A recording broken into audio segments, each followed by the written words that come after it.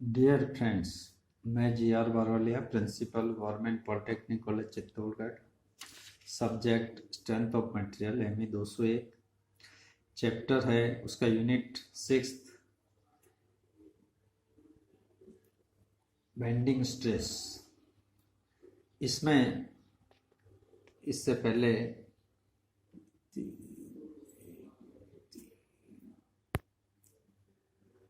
ये इसका तीसरा लेक्चर है। इससे पहले फर्स्ट और सेकंड लेक्चर में हमने इस चैप्टर से संबंधित परिकल्पनाएं और इसकी बेंडिंग मोमेंट की जो इक्वेशन है, बेंडिंग स्ट्रेस की इक्वेशन को प्रूव किया था। इसके बाद में आपके सिलेबस का आर्टिकल 6.3, इसमें design criteria and section modulus, इस पे हम डिस्कस करेंगे कि डिज़ाइन क्राइटेरिया क्या होता है, सेक्शन मॉडुलस क्या होता है। देखिए, द मैक्सिमम, जो चीज़ हम पहले डिस्कस भी कर चुके हैं, दोबारा से रिपीट होगी, लेकिन डिज़ाइन क्राइटेरिया के हिसाब से ये हम इसको समझेंगे। द मैक्सिमम टेंसाइल और compressive stress in beam eight critical section should not be exceed than the allowable stress of the material। ये डिज़ाइन क्राइटेरिया होता है किसी भी बीम का। डिज़ाइन क्राइटेरिया मतलब ये क्या है, इसको दोबारा से समझ लीजिए कि मैक्सिमम टेंसाइल स्ट्रेस या कंप्रेसिव स्ट्रेस बीम में क्रिटिकल सेक्शन पर, क्रिटिकल सेक्शन का मतलब होता है where the bending moment is maximum. देखिए, हमने बेंडिंग मोमेंट डायग्राम ड्रा किया था, उसमें एक किसी भी जगह अधिकतम बेंडिंग मोमेंट आया था, तो बीम के उस सेक्शन को हम क्रिटिकल सेक्शन कहते हैं। और डिज़ाइन के लिए वही बेंडिंग मोमेंट लिया जाता है। हर जगह, हर सेक्शन पे बेंडिंग मोमेंट अलग अलग होता है, हर पॉइंट पे बेंडिंग मोमेंट चेंज होता है, तो हमारे को वो बेंडिंग मोमेंट लिया जाना होता है जो अधिकतम हो, और उसको हम बोलते हैं क्रिटिकल सेक्शन, यानी कि जहाँ पर बेंडिंग मोमेंट अधिक हो।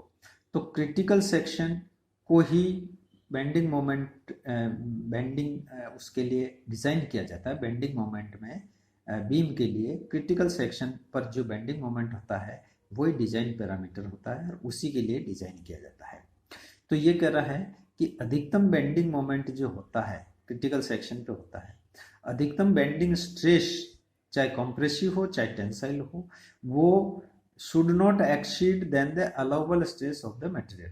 मटेरियल की जो कैपेसिटी होती है, allowable stress of the material का मतलब मटेरियल की लोड लेने की कैपेसिटी, उससे वो क्रिटिकल अधिकतम टेंसाइल या कॉम्प्रेसिव स्ट्रेस बढ़ने नहीं चाहिए। यही डिजाइन क्राइटेरिया होता है, यानी कि मटेरियल में जितनी कैपेसिटी है उससे उस पर ज़्यादा लोड नहीं लगाया जाता है, इसका मतलब ये है।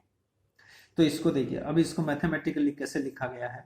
This can be written as, इसको हम ऐसे भी लिख सकते हैं, कैसे, F T maximum. F T maximum का मतलब टेंसाइल बेंडिंग स्ट्रेस है, this is the bending stress. जो बेंडिंग में हम बेंडिंग इक्वेशन हमने पढ़ी थी, उसमें जो एफ वैल्यू थी वो है, और टेंसाइल साइड का स्ट्रेस है, इसलिए टेंसाइल टी लिया है। और ये सरफेस में मैक्सिमम स्ट्रेस कहाँ पे होता है, सरफेस पे होता है, लेकिन सेक्शन क्रिटिकल होना चाहिए, क्रिटिकल सेक्शन पर ही ये सरफेस पे अधिकतम होगा।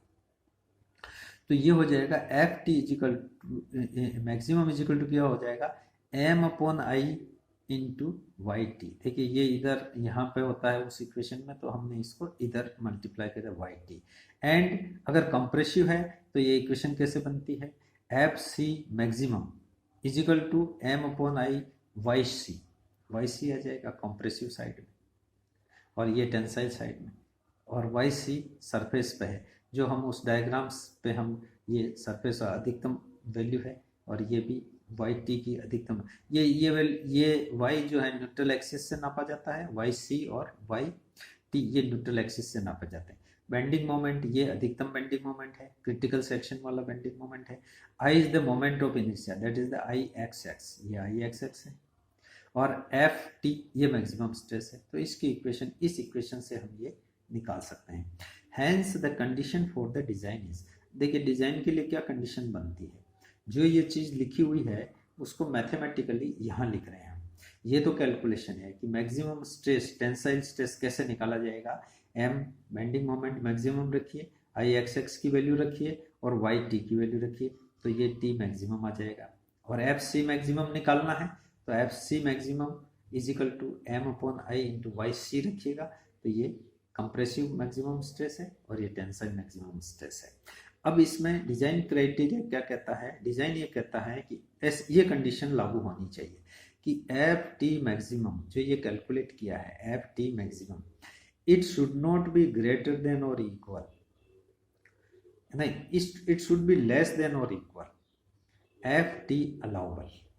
ये तो मटेरियल की प्रॉपर्टी होती है एफ टी, और ये जो है जो अधिकतम स्ट्रेस इस बेंडिंग मोमेंट की वजह से ये टेंसाइल स्ट्रेस जो प्रोड्यूस हो रहे हैं उसके अंदर डेवलप हो रहे हैं, वो स्ट्रेस हैं। जो डेवलप होने वाले स्ट्रेस या तो कम होने चाहिए या उसके बराबर होने चाहिए किसके, एफ टी अलाउबल के।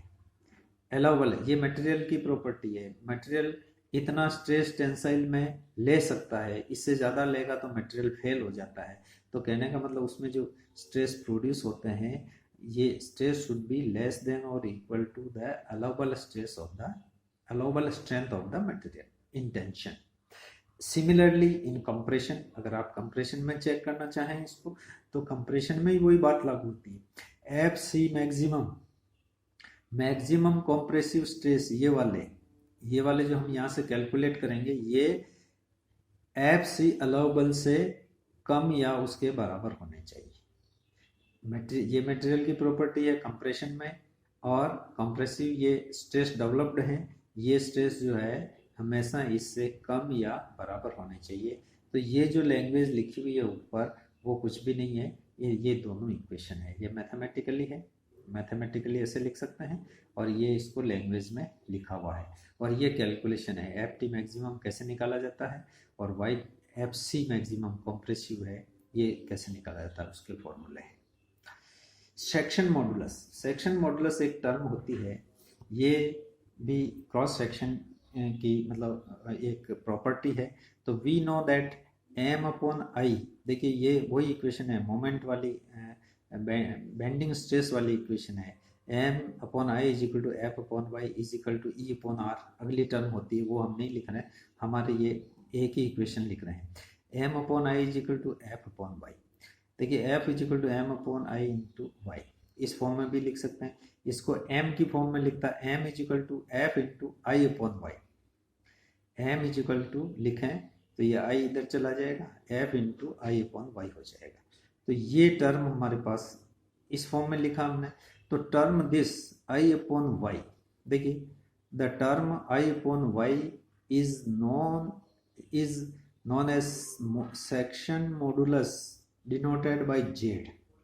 ये टर्म जो है i अपॉन वाई इसको हम सेक्शन मॉडुलस बोलते हैं और z से डिनोट करते हैं, तो z लगा दिया, तो m बराबर f इंटू जेड। ये इक्वेशन सेक्शन मॉडुलस की टर्म में हम हमारे मोमेंट की इक्वेशन को ऐसे भी लिख सकते हैं। देखिए इसको सेक्शन मॉडुलस की डेफिनेशन समझने के बाद में ये आपके 6.3 आर्टिकल 6.3 में ही आ रहा है, calculation of maximum bending stress in beam of rectangle, circular, I and T section। In different section का की calculation bending moment, bending stress के लिए कैलकुलेशन के लिए ये 4 तरह के सेक्शंस आपके कोर्स में हैं। इनमें से किसी भी सेक्शन के ऊपर बेंडिंग स्ट्रेस कैलकुलेशन का क्वेश्चन आ सकता है।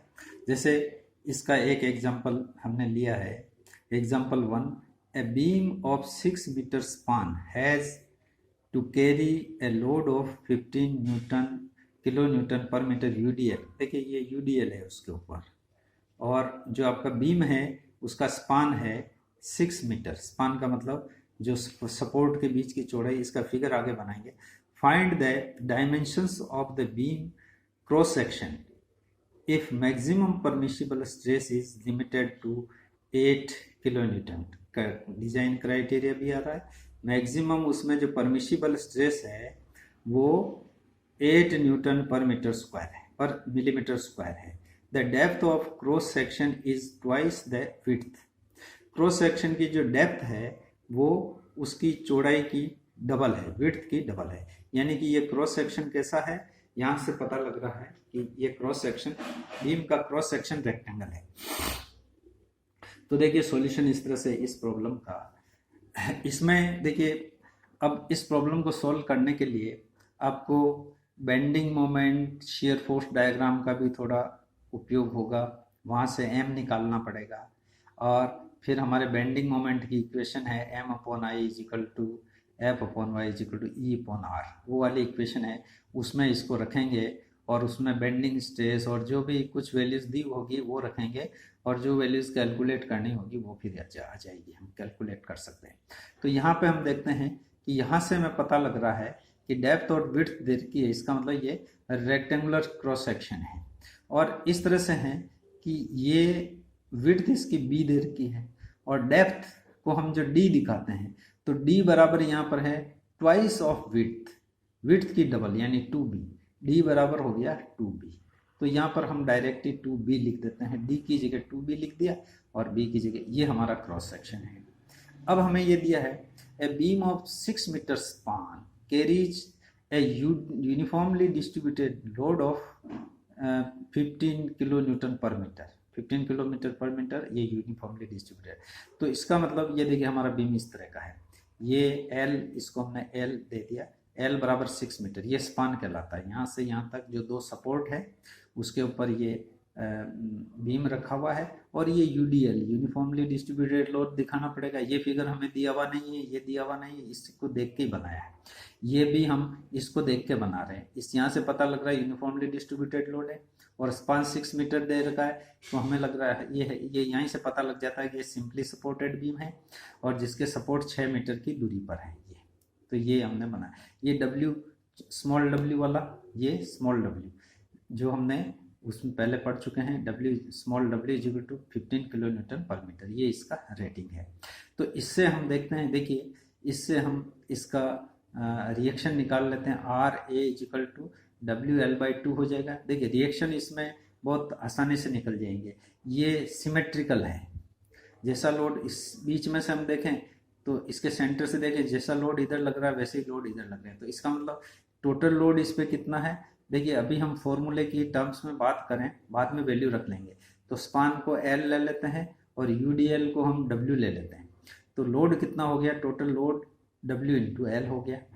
तो RA कितना हो जाएगा, WL इंटू बाई 2, आधा इधर हो जाएगा आधा इस पे आ जाएगा। बिल्कुल सीधी सी बात है कि टोटल लोड WL है और 2 सपोर्ट है और ये लोड सिमेट्रिकली डिस्ट्रीब्यूटेड है, तो आधा इस पे आएगा और आधा इस पे आएगा।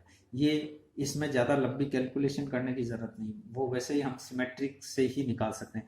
तो आधा RA बराबर WL/2 हो जाएगा और RB बराबर, ये दिस इज RB, इसको RB लिखिएगा, RB बराबर, और यहाँ पे ये A, इस एंड को A दे देते हैं, ये सपोर्ट और ये B दे देते हैं। RB बराबर WL/2, ये रिएक्शन निकाल ली हमने। अब हम देखिए इसका maximum bending moment at centre of the beam, और हमें ये भी पता है हमें अधिकतम bending moment simply supported beam में मैक्सिमम बेंडिंग मोमेंट, इसका पूरा बेंडिंग मोमेंट डायग्राम खींचने की जरूरत नहीं है, इससे हमें पता लग जाता है, क्योंकि बेंडिंग मोमेंट डायग्राम की हमने प्रॉब्लम्स की हुई होती है, इसलिए हमें पता लग जाता है कि अधिकतम बेंडिंग मोमेंट सेंटर पे होगा और एक ही यहीं का बेंडिंग मोमेंट चाहिए, क्योंकि हमने डिजाइन क्राइटेरिया में पढ़ा कि क्रिटिकल बेंडिंग मोमेंट होना चाहिए, या बेंडिंग मोमेंट की इक्वेशन में हम जो बेंडिंग मोमेंट लेते हैं वो अधिकतम बेंडिंग मोमेंट लिया जाता है, और यहाँ पे अधिकतम बेंडिंग मोमेंट सेंटर पे होगा, तो सेंटर पे बेंडिंग मोमेंट ही निकालना है। यहाँ पे इक्वेशन लिख देते हैं अपन, देखिए यहाँ पे बेंडिंग मोमेंट कितना होगा, m बराबर सेंटर पे, m बराबर इसका bending moment u, WL/2 into L/2, ये यहाँ से यहाँ तक की दूरी L/2 और लोड है WL/2,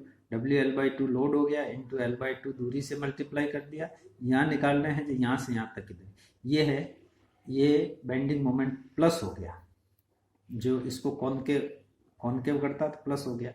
और अब देखिए आप यहाँ से यहाँ तक ये लोड लग रहा है, ये कहाँ लगेगा, इसके सेंटर में लगेगा यहाँ पे, इसका सी जी, यहाँ से यहाँ तक का सी जी इसके सेंटर में होगा, तो यहाँ पे लोड लगेगा। ये लोड कितना है, ये भी WL/2 है लोड, तो WL/2 लोड यहाँ लग रहा है और ये नेगेटिव होगा इसका बेंडिंग में, तो WL माइनस नेगेटिव है इसलिए माइनस दे दिया, WL/2 इंटू यहाँ से यहाँ तक की दूरी ये कितनी हो जाएगी, L/4 हो जाएगी, यानी इसकी L की आधी ये है और उसकी भी आधी यहाँ से यहाँ तक, तो L/4 हो।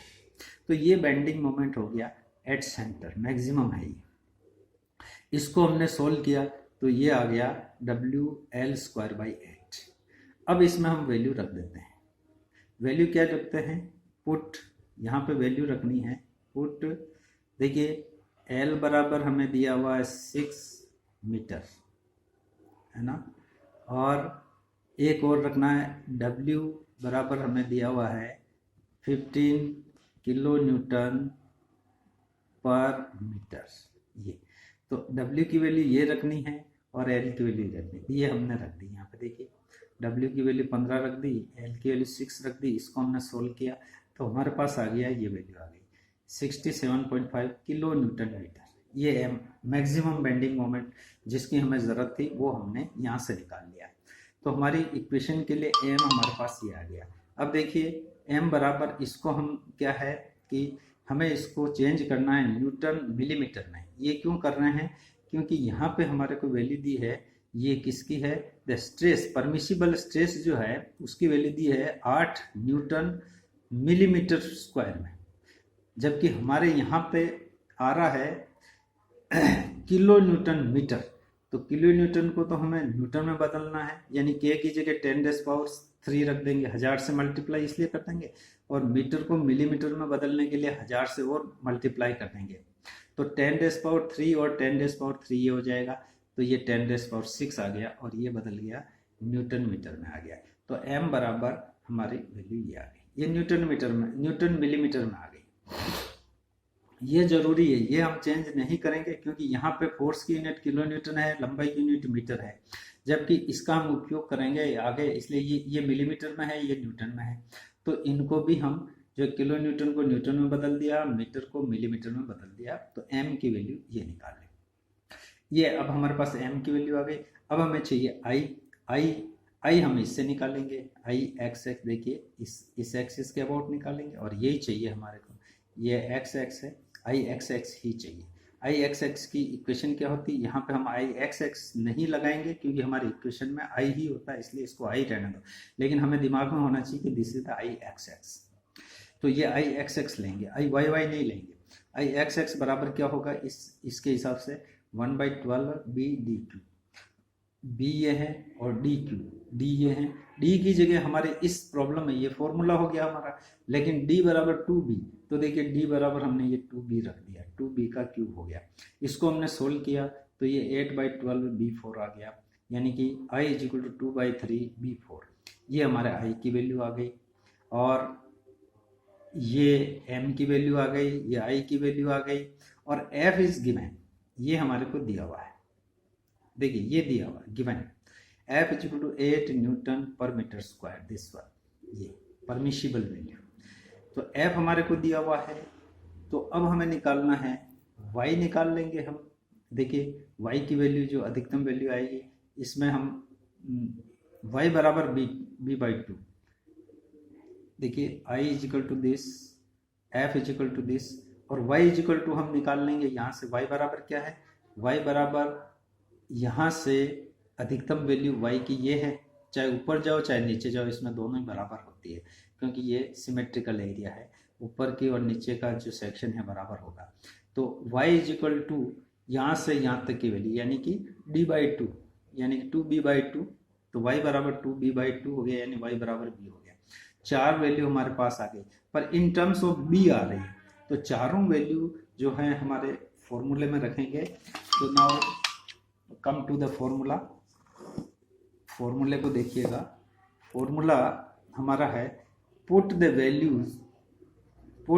Values in equation m/I = F/y। ये हमारा बेंडिंग स्ट्रेस का फॉर्मूला है जो हम प्रूव कर चुके हैं। इसमें वो टर्म काम नहीं आ रहे, E/R वाली टर्म की हमें जरूरत नहीं है। एम की वैल्यू रख दी, आई की वैल्यू रख दी, ये वाई एफ की वैल्यू दिस वन, और बी की वैल्यू वाई की वैल्यू ये बी। इसमें हम अब देखते हैं कि सारी वैल्यू हमने रख दी तो खाली बी ही इसके अंदर है। तो इसमें इसको हम ये सोल्व करते हैं तो इस टर्म को इधर ले जाते हैं और इस तरह से हम सोल्व करते हैं तो बी क्यूब बराबर आता है ये, और इसको सोल्व करते तो बी बराबर आता है ये हमारे पास बी की वैल्यू आ गई, यानी कि विड्थ आ गई। जो क्रॉस सेक्शन है, जो हमारा क्रॉस सेक्शन है फिगर, उसके में बी की वैल्यू आ गई तो डी कितना हो जाएगा, D is equal to B, इसका डबल हो जाएगा तो ये D is equal to B हो गया। तो ये हमारे क्रॉस सेक्शन की, ये तो विड्थ है और ये डेप्थ है, ये हमारे आंसर हो गए।